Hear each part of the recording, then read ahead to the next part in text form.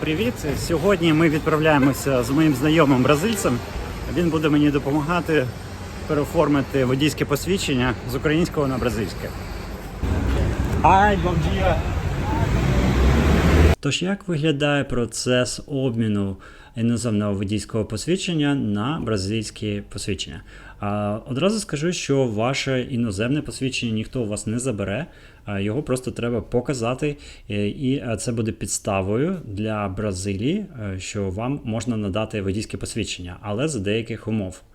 Отже, вам необхідно знайти сайт Детрану вашого штату. В нашому випадку це Ріо-де-Жанейро. І коли ви заходите на цей сайт, то необхідно знайти саме розділ, де є інформація про обмін водійського посвідчення для іноземців. Отже, давайте подивимося, які саме документи необхідно надати. Необхідно надавати оригінал та копію дійсного іноземного водійського посвідчення, засвідчений переклад іноземного водійського посвідчення. Це в Бразилії з української мови є лише один перекладач, який це робить. Далі потрібно паспорт вашої країни і також РНМ, тобто вид на проживання, який ви отримали в Бразилії з гуманітарних причин, або по народженню дитини, або інший. Тобто показати підстави, на яких ви перебуваєте в країні більше 180 днів, адже вам не потрібно міняти, в принципі, ваше водійське посвідчення. Якщо ви знаходитесь в Бразилії менше 180 днів, ви можете користуватися українськими або, наприклад, американськими водійськими правами. Так? Але якщо більше, то вам потрібно це робити. І також вам необхідно надати CPF, це індивідуальний податковий номер, але, як правило, він є на зворотній частині вашого РНМ. І також вам необхідно підтвердити, що ви проживаєте в штаті Ріо-де-Жанейро. У нас це був контракт на житло, але також вони попросили копію оплати за воду або світло. І також там необхідно заповнити певну форму, але нам її видали прямо в офісі, і там ми її заповнили. І остання необхідна річ – це оплата державного мита. Вона складає 200 реалів, принаймні у штаті Ріо-де-Жанейро. Це можна зробити з будь-якого бразильського рахунку, але займає 2-3 дні, поки гроші зарахуються. І тому, якщо вам терміново, то краще піти в відділення банку Сантандер, і там необхідно оплачувати готівкою чомусь. Саме так я зробив, мені порадили це зробити, щоб гроші моментально зарахувалися на рахунок Детрану. Реквізити можна отримати в будь-якому найближчому Детрані або на сайті Детрану вашого штату. Отже, я перевірив, що у мене на руках всі документи, є оплата, і 22 серпня із другом бразильським я відправився у Детран в місті Ріо-де-Жанейро. Це головна велика будівля, яка знаходиться на центральному проспекті. Отже, ми підійшли на ресепшн, нас відправили на другий поверх. На другому поверсі у нас перевірили наявність всіх документів і сказали, що нас запишуть на іншу дату, коли ми зможемо прийти, коли я зможу прийти і зробити фото і здати біометрію. На жаль, в той самий день я не зміг це зробити. В теорії можна було б записатися через онлайн-портал, але я це не зміг зробити. Чомусь сайт зависав постійно, і тому мені довелося їхати в Ріо-де-Жанейро, щоб це зробити. Після цього, через буквально декілька годин, мені прийшов емейл, в якому було посилання, за яким я міг слідкувати за ходом розвитку моєї справи. Буквально через декілька днів мені прийшов лист на електронну пошту, в якому було сказано, що я можу приїхати в будь-яку середу на протязі 30 днів, і робочі часи цього Детрану з 8 до 12, здається, і з 1 до 5. Тобто, будь ласка, приїжджайте з усіма документами, зробити фото і здати відбитки пальців.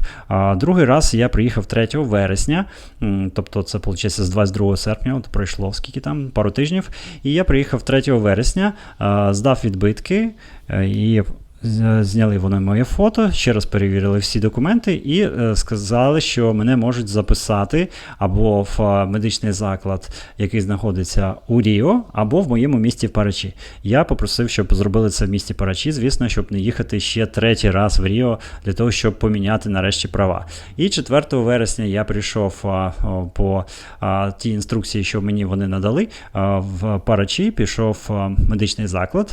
Він якось афільований із департаментом транспорту. І там вони знову-таки перевірили всі документи, сказали, що мені потрібно буде прийти в інший день, записали мене на 9 вересня, тобто ще через 5 днів, щоб здавати тести. І попередили, що тести можуть тривати до 5 годин. Для мене це було дуже дивно, тому що я думав, що там просто перевірять зір, але насправді то це зайняло 4 години, не 5, але все одно дуже довго. І також мені сказали, що потрібно буде оплатити 288 реалів. Це вже можна було оплачувати карткою, хоч готівкою, як завгодно. Піксом також. Пікс – це внутрішня система оплати, дуже популярна в Бразилії. І 9 вересня я прийшов здавати тести. Так, 8 ранку я прийшов, тоді минулого разу записався на екзамен, чи як він називається, тест медичний. І зараз, вчора я отримав повідомлення, що цей медичний тест буде тривати 5 годин. Подивимося, як воно буде насправді. Коротше кажучи, тут купа людей, вони чекають на відкриття, бо зараз без 2 хвилин 8 година. Сподіваюся, що не буде 5 годин це тривати, бо що там зір перевірити. Мені здається, це нереально 5 годин перевіряти психіку, зір і що там ще треба перевірити. Навіть якщо це повний фізичний огляд, це забагато. Подивимось, розкажу, що буде далі. І ось я зайшов всередину, і що саме відбувалося на самому екзамені, про це я вам розкажу. А також треба зрозуміти, що це спрощена процедура отримання водійського посвідчення в Бразилії для тих, у кого вже було водійське посвідчення в іншій країні. Якщо у вас ще його ніколи не було, то для вас шлях буде значно більш складний. Вам потрібно буде ходити в школу, здавати також водіння. Тут було у мене більш просто все. Отже, я зайшов всередину, у мене перевірили документи і взяли з мене оплату 288 реалів. Після того всіх нас завели в такий невеличкий кабінет, в якому було приблизно 15 парт. За кожною партою сиділа тільки одна людина, і ми чекали на те, як нас по одному викликали до лікаря-окуліста, а потім до психолога.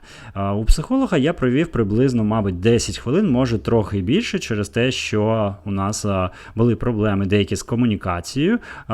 Не те, щоб сильно великі проблеми, просто це було повільно. Вся ця перевірка зайняла приблизно годину або півтори, і в цей час інші учні, так би мовити, вони сиділи в цьому кабінеті, нам дали Wi-Fi, і також нам дали заповнити пару анкет, вони були абсолютно нескладними, і можна було використовувати Google-перекладач. Якщо було щось незрозуміло, також можна було спитати персонал, бо іноді хтось заходив і виходив. Після того почалася лекція, її проводив психолог. Приблизно 1 годину вона нам розказувала про те, якими є основні причини аварій в Бразилії, скільки людей попадає в дорожньо-транспортні пригоди і які від цього є наслідки, скажімо так. Коли ми все це прослухали, нам почалися тести. Нам роздали такі анкетки, ми заповнили ім'я, все таке інше.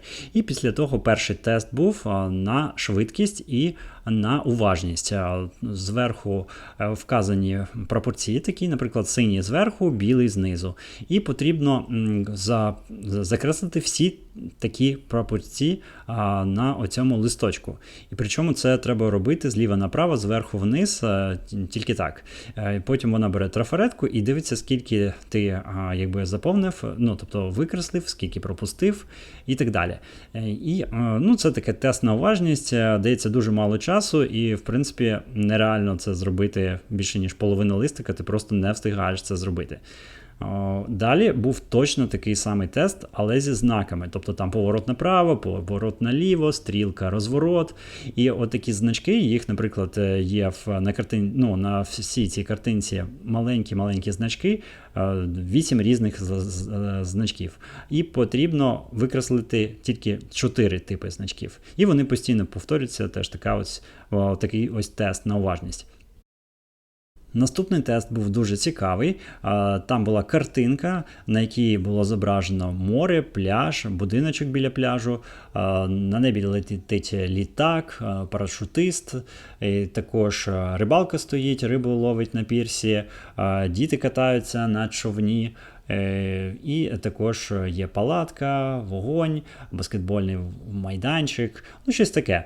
Тобто такий просто собі пейзаж. І тобі дається хвилина запам'ятати все, що є на картинці, і потім даються 3 хвилини на те, щоб написати всі слова або по максимуму кількість слів тих речей, які ти побачив на картинці.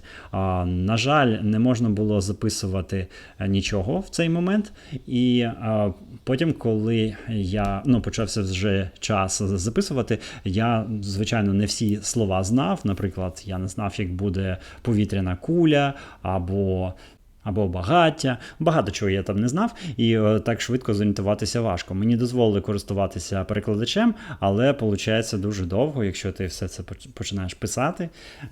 Ось голосовий набір, я не знаю, можна було, мабуть, спробувати, але ж там багато людей, я би заважав іншим людям, тому я писав текстом, і десь я слів 10 встиг написати, я думаю.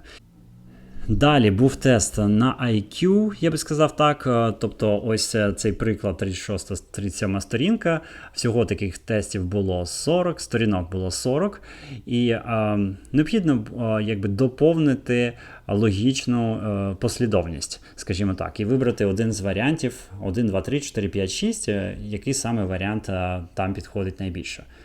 Тест доволі нескладний, перші 20 питань дуже нескладні, а останні 20 все складніше, складніше і складніше, але дуже цікавий. В самому кінці був дуже дивний тест, коли треба було 7 хвилин малювати палички. І кожну хвилину викладач давала сигнал, треба було поставити горизонтальну рисочку і продовжувати писати ще вертикальні рисочки. А в кінці вона попросила підрахувати всі ці рисочки і написати. Однак цей тест ніхто не перевіряв, і я взагалі не зрозумів, навіщо це було потрібно. Поки я рахував свої рисочки, викладач вже мені сказала, які у мене бали, сказала, що я все пройшов і привітала мене. На цьому епопея була закінчена, і я вийшов звідти. Все, здав я екзамен, 4 години він проходив. Зараз детальніше розповім, що там питали, які були завдання. Але вона мені вже сказала, що екзамен я здав і треба зачекати 5 днів, зателефонувати в головний департамент транспорту Ріо-де-Жанейро, в який я ходив декілька днів тому, здавав документи, здавав відбитки пальців і фотографію вони робили. І вони мені мають надати інформацію, коли буде готовий пластиковий документ.